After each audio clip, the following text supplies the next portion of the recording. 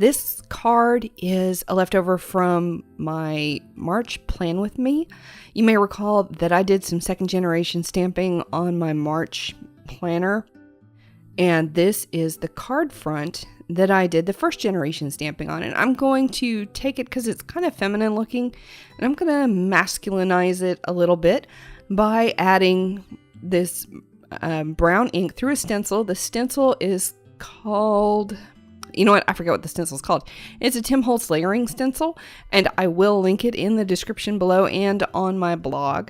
But I'm taking Walnut Stain Distress Oxide, and I'm just blending it through this layering stencil to give it more of a masculine look. The colors are some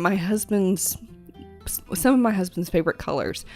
But, you know, the butterflies and the flowers, that's really kind of feminine, and I am making a birthday card for him.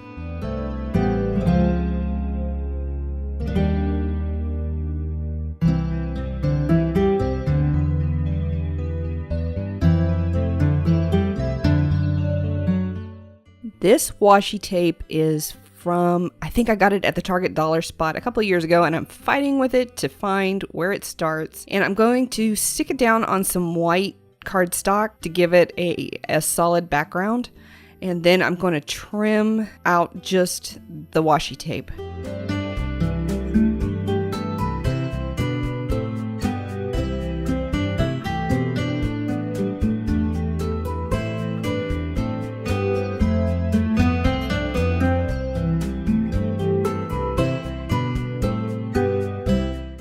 This washi tape is kind of see-through, and that's why I went ahead and put it on white cardstock, because if it still had that very busy background behind it, then the gold washi probably would have gotten lost.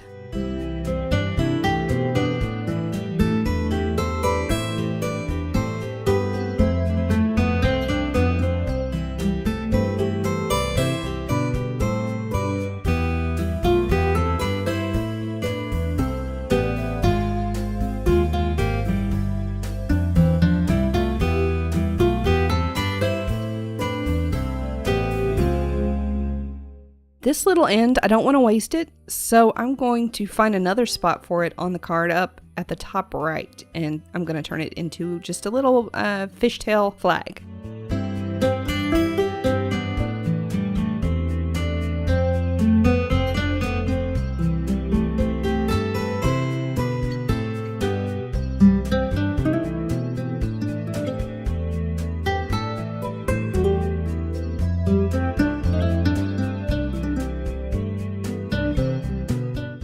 I knew I wanted to make the happy birthday kind of a shiny silver color, so I ran this silver cardstock through my Xyron to make it a sticker, and then die cut the happy birthday.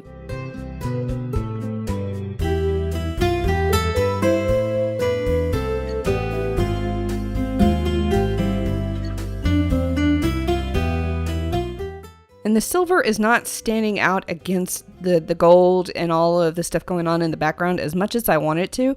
So I'm going to create another layer that says happy birthday out of black. And I'm going to use that and set it kind of off center to create an extra, like an outline.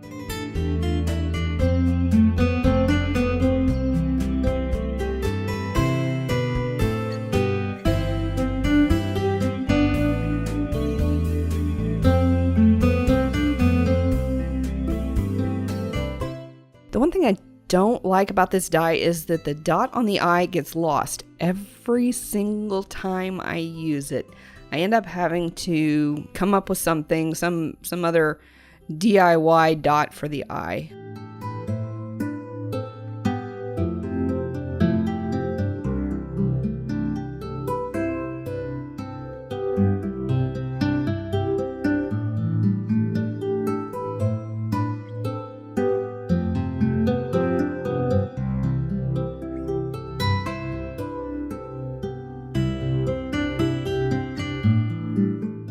So I put the black down first, and now I'm going to lay the silver down after I figure out how to pry it off the backing. And I'm going to set it up and to the left from where I put the black down. And that's just going to create a little separation between the silver and the gold.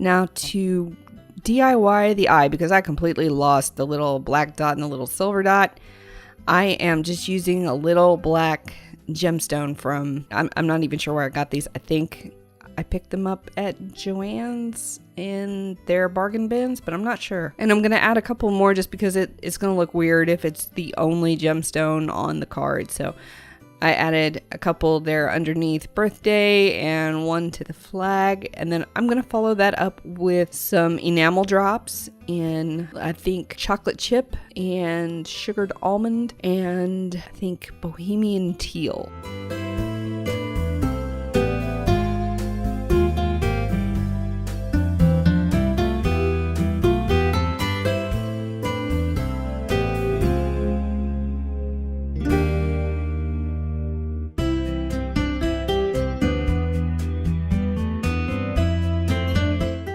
Oh, and you can't forget the interior sentiment. This didn't come out perfectly stamped, but that's okay. If it came out perfect, it wouldn't look like something I did. So I'm okay with it not being completely perfect.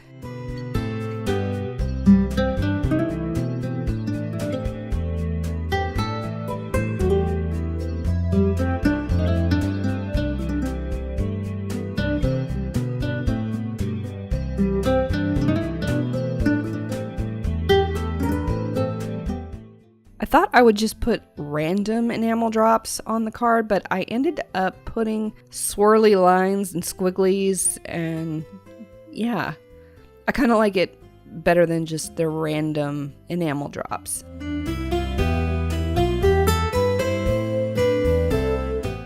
One thing I'm not real big on with these, I forget whether they're called heritage or antique or whatever, enamel drops, they have more of a tendency to have that little like chocolate chip curly Q at the top than most of the other enamel drops. I don't know why that is, so it takes a little bit more practice to use these.